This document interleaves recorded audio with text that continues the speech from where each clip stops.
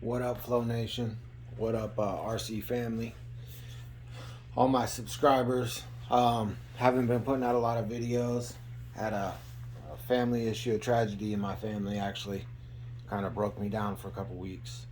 But on to a better note. I'm starting to get better mentally. Not so foggy anymore, you know. Big shout out to my brother Savora from Saga Custom RC for the Hobart mount. This thing's a trip. If you guys want to see what the difference is, I've always ran the stock mount, but until running this, there's which I haven't yet, but there's no difference. See how the cantilever's in there? There's a little spot in there, and it don't just slide in. It has to slide into that little cantilever spot right there, and it locks it into place. See that? Now it can't move back and forth, unlike some mounts that use the back of the motor plate to hold it in place. This is great. Wish I would have had it a month ago.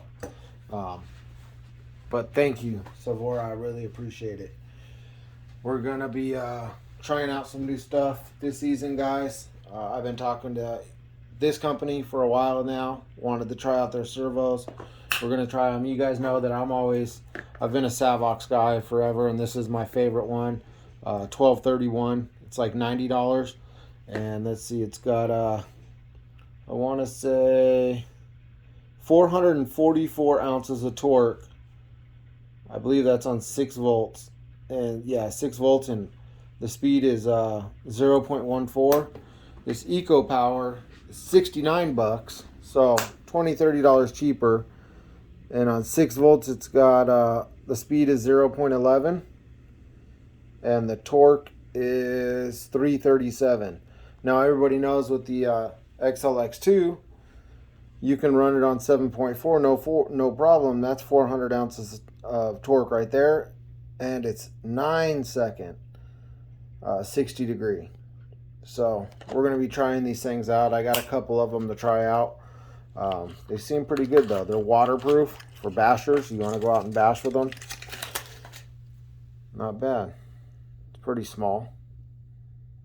We'll see how it does. 400 ounces, or 400 ounce, not ounces, 400 ounce of torque is actually really good. Now, of course, we got the Servos. Can't go wrong with the 1231. You guys know that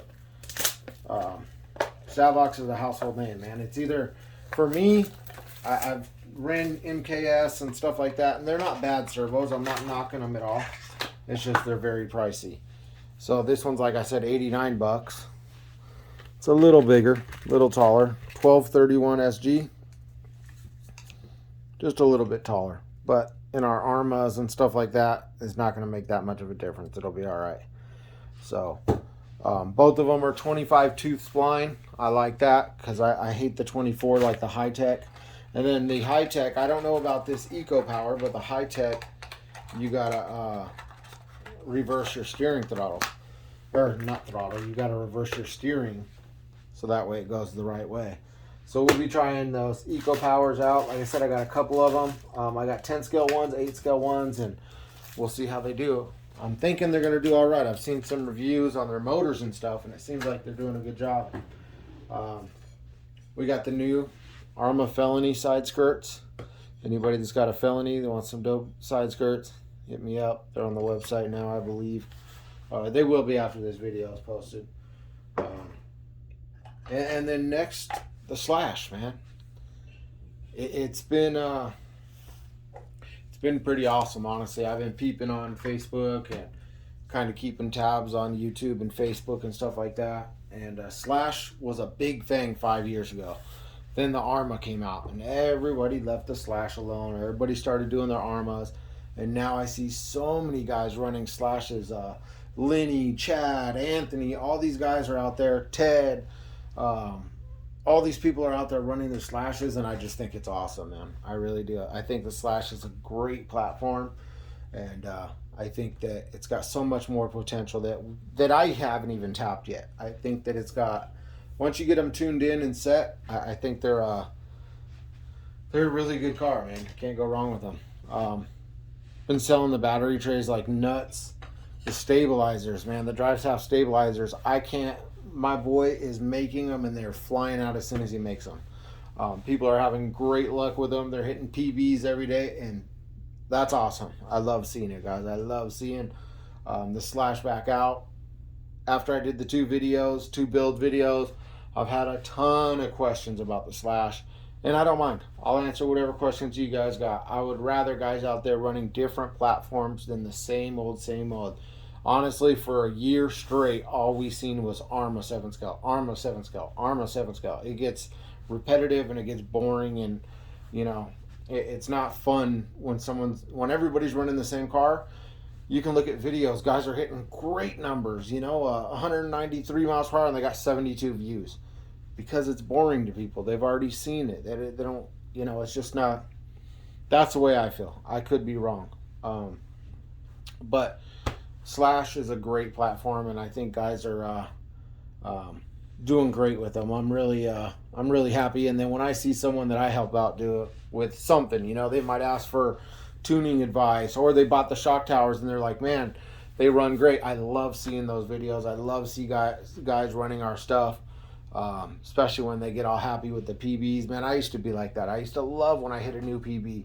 Then you hit this plateau to where you're fighting for every mile per hour instead of 5 miles per hour, 10. I wish I can go back 2 years and start all over. I really wish I could, because now it's crazy. I'll hit 179 in this and be like, damn it, man, this sucks. Crappy day. It sucks, man. I want to go back to the fun I was having with it, But guys have been asking questions about the Slash, so I wanted to answer a couple of them right now. How do I mount a rear mount, and do you make a rear mount? Yes, we do make a rear mount. Just came up with a new one. You do need this. Now, I don't have the part number. All I know, J Concepts, Traxxas Slash 4x4 front shock tower mount. It's blue and it's aluminum, and it sits right there on your shock tower. I put the stock shock tower in this car because I messed up and torqued down a screw and totally snapped the carbon fiber, and I didn't glue it and stuff, but that's my bad. I still got the front one in there. I got the new one to put in there. I was just in a rush this weekend, and but yes, we do have the mounts now. It's going to look just like that. It's going to slap on right there. It's not going to hit these bolts or anything, the screws, and it's going to sit on the side of the tires. These tires, as you can tell, were chewed up from a couple weeks ago when I was running. Fronts are fine. The both rears just blew apart. It's weird how they chunked up and blew apart. These were brand spanking new. As you can see from the inside, they're like dirty and dusty. My road was beyond filthy, guys. I was literally following a trail of dust. I couldn't see the car. I put that on everything. All I seen was dust behind the car, and trying to run it like that is no fun. So I just got to find another road. I'm not trying to go out there with a leaf blower and blow off the road for 2 hours and then watch a haul truck run down the road with sand and dump more sand there. It's just not fun for me. But yeah, shock towers, the stabilizer, battery tray shock towers, stabilizers, and now we got the mounts, and it really does help with the mount or the car. Like I tell people, there's no weights. We don't use weights in our vehicles. There's no reason for it. So, especially if you have your car tuned right and set up right. You want the front close as you can to the ground. And my shock tower, it puts it right there where you need to be for your shocks. The rear one, we actually changed the design after I stripped it out. And I sat there and I was tightening up a bolt. And the way I do it is I run a bolt all the way through the shock tower and I put a nut on the end. Because so many times these little blue takeoffs right there, the screw ends up backing out of them. So when I did that, I can see the carbon fiber starting to crush. And I don't know what I was thinking, but I just kept cranking at it, clack, clack, and then it snapped off. So we redesigned it a little better. As long as you're not cranking on it like me, you'll be just fine if you have them already. But the new ones will be a little more stout, guys. So as you can see, there's nothing fancy.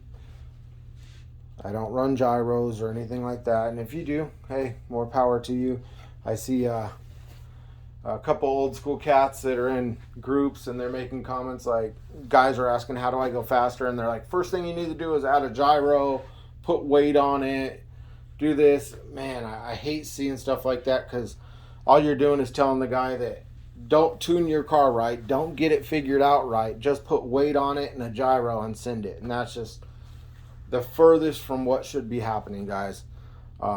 You don't need weight. The aerodynamics of these bodies will shove down the front of the car, especially if you have it set up right. All of Delta Plastics bodies are designed with speedrunners and drag racers in mind, okay? So like this one, the air is gonna shove down the front of the car, okay? We cut out the back because we don't want air shoving down the back, because what happens? It wheelies. That's why I love the Jag body so much. It shoves down the front so good. You don't need aerodynamics to do that. Or, I mean, you don't need weight. You need the aerodynamics. We cut down this rear wing because it will lift the front without weights. I cut the wing totally off. Some people leave a little bit, but now that I'm not running no weight, I take it all off because I don't want it to lift at all. Yes, I am a hoarder of Delta Plastic bodies because they are the best, and God forbid something happens and they shut down, or someone copies them and they just say, hey, we're going to shut the doors for a while, then I'm going to be screwed on bodies. So yes, I hoard them. Best bodies around. IP name a warrior. Everybody used to swear by those bodies. I think the first 170 mile per hour, or actually the first two people to touch 170 was Mike Powell and Peter, I forgot, not Peter, I forgot his name, Bob Alaba or whatever, I don't know. He runs with Kimbo.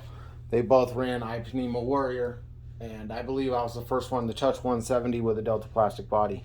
Also the first one to touch 170 with an XLX2. Now 170's in the past, man. Guys like James McCoy are above 200, which is absolutely nuts, and I got to eat shit on that a little bit. Sorry for cussing, but I didn't think it was possible. I made a comment a while back that an Arma 7 scale will never see 200 miles per hour, and now I got to take my statement back and say that I was wrong. Arma's hit 200 miles per hour. I'm shocked. I didn't think it was possible, honestly. Goes to show that anything's possible in this game. I'd love to see a Traxxas Slash in the 200 mile per hour club.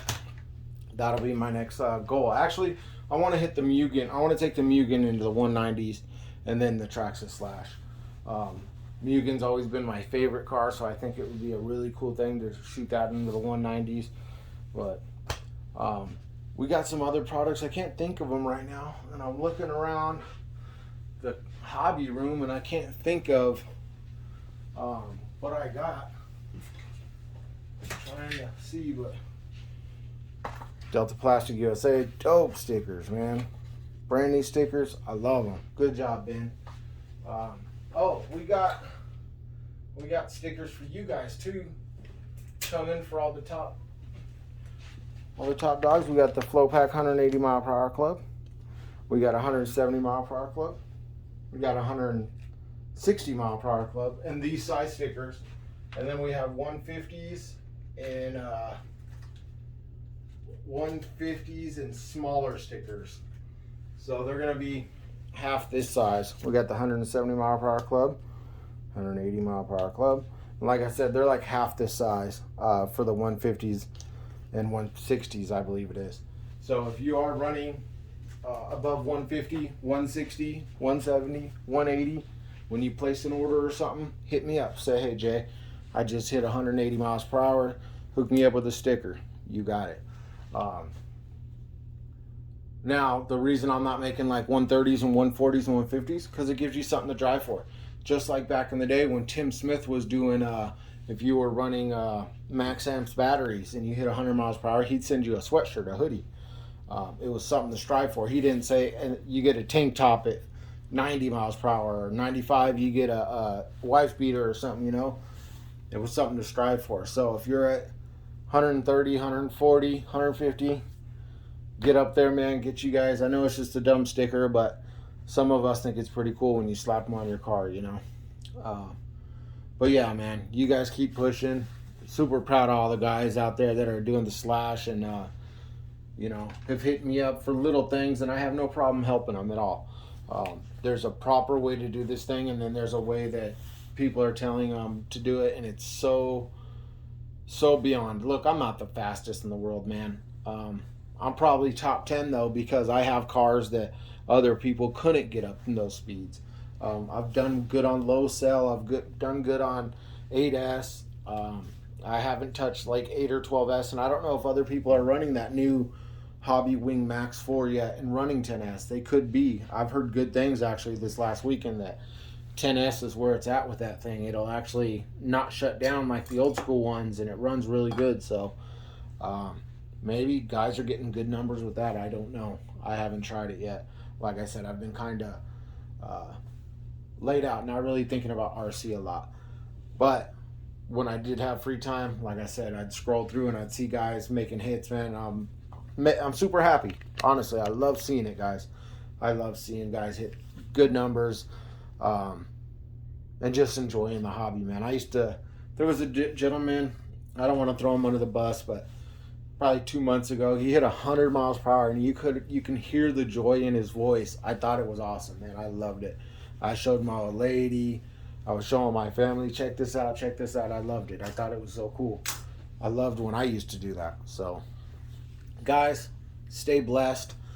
Thank you guys for everybody that messaged me and just wanted to check in on me and say how I was doing. I really appreciate it, man, and I'm not going to forget that. I know a lot of guys out there don't know what happened, and I don't want to get into that, but thank you guys all for subscribing, for hitting me up, messaging me. Stay blessed, guys. I'm out. Peace.